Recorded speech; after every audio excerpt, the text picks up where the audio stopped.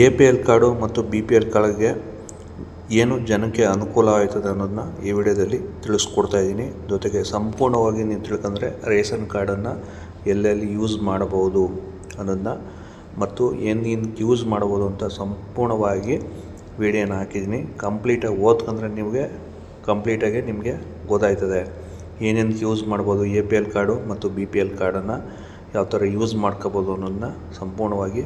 ಸರ್ಕಾರಿ ಯೋಜನೆಗಳಿಗೆ ಲಾಭ ಅಂದರೆ ಗೃಹಲಕ್ಷ್ಮಿ ಯೋಜನೆಗೆ ಮತ್ತು ಆಶ್ರಯ ಉಚಿತ ವಸತಿ ಯೋಜನೆಗೂ ಬಳಸ್ಕೋಬೋದು. BPL ಕಾರ್ಡನ್ನು ಪ್ರಮುಖ ಮಾನದಂಡವಾಗಿದೆ. ಕಂಪ್ಲೀಟಾಗಿ ನೀವು ತಿಳ್ಕೊಂಡ್ರೆ ನಿಮ್ಗೆ ಭಾಳ ಅನುಕೂಲ ಆಯ್ತದೆ. ಮತ್ತು ಏನೇನು ಬೇಕು ಅಂತ ಏನೇನು APL ಕಾರ್ಡ್ಗೆ ಏನೇನು ಸೀಟ್ಗಳು ಯಾವ ಥರ ಸಿಗ್ತದೆ, ಈಗ ಸರ್ಕಾರಿ ಹಾಸ್ಟೆಲ್ಗಳ ಸೀಟ್ಗಳು, ಸ್ಕಾಲರ್ಶಿಪ್ಪು ಇವೆಲ್ಲ ಸಿಗ್ತವೆ. ಕಂಪ್ಲೀಟಾಗಿ ನೀವು ವಿಡಿಯೋನ ನೋಡಿದ್ರೆ ಮತ್ತು APL ಕಾರ್ಡ್ ಎರಡು ಪ್ರಮುಖ ಕಾರ್ಡುಗಳವೆ ಯಾವ ಥರ ಅಂತ ಏನೇನು ಅಂತ ಕಂಪ್ಲೀಟಾಗಿ ಕೊಟ್ಟಿದ್ದೀನಿ. ಅದರಿಂದ ನೀವು ದಯಮಾಡಿ ಫುಲ್ಲು ಕಂಪ್ಲೀಟಾಗಿ ನೋಡಿ. ಯಾಕೆಂತ ಒಳ್ಳೆ ಇನ್ಫಾರ್ಮೇಷನ್ ಸಿಕ್ಕಿದೆ, ಬಟ್ ನೀವು ವಾಚ್ ಮಾಡಿ ಆ ವಿಡಿಯೋನ ನೋಡಿದಾಗ ಮಾತ್ರ ಗೊತ್ತಾಗ್ತದೆ ಕಂಪ್ಲೀಟಾಗಿ. ದಯಮಾಡಿ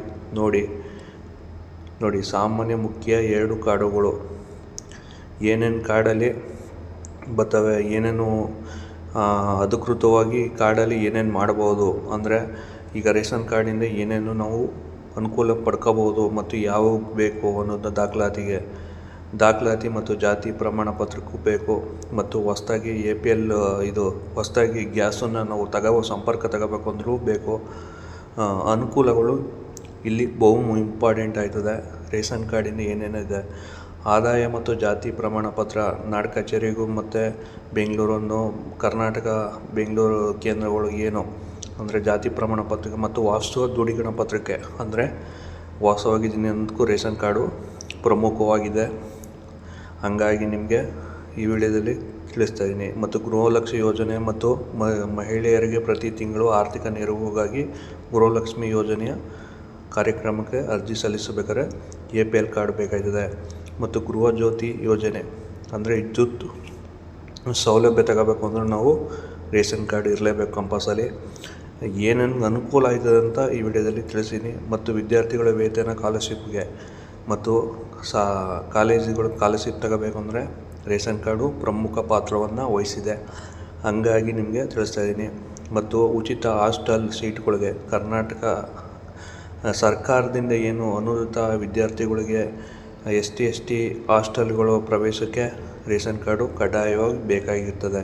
ಇವೆಲ್ಲ ನಿಮಗೆ ಭಾಳ ಅನುಕೂಲ ಆಯ್ತದೆ. ಏನೇನು ಯೂಸ್ ಆಯ್ತದೆ ರೇಷನ್ ಕಾರ್ಡು ಅನ್ನೋದಕ್ಕೆ ಸಂಪೂರ್ಣವಾಗಿ ಈ ವಿಡಿಯೋದಲ್ಲಿ ಕಂಪ್ಲೀಟಾಗಿ ತಿಳಿಸಿದ್ದೀನಿ. ಜೊತೆಗೆ ನಮ್ಮ ಚಾನಲ್ನ ಸಬ್ಸ್ಕ್ರೈಬ್ ಮಾಡಿ, ಪಕ್ಕದಲ್ಲಿರೋ ಬೆಲ್ಲೈಕನ್ ಮತ್ತು ತಪ್ಪದೆ ಕ್ಲಿಕ್ ಮಾಡಿ, ಒಂದು ಶೇರ್ ಮಾಡಿ. ಆಯುಷ್ಮಾನ್ ಕಾರ್ಡ್ಗೂ ಸುಧಾ ಯೂಸ್ ಆಯ್ತದೆ, ಇದು ರೇಷನ್ ಕಾರ್ಡು ಯೂಸ್ ಆಯ್ತದೆ.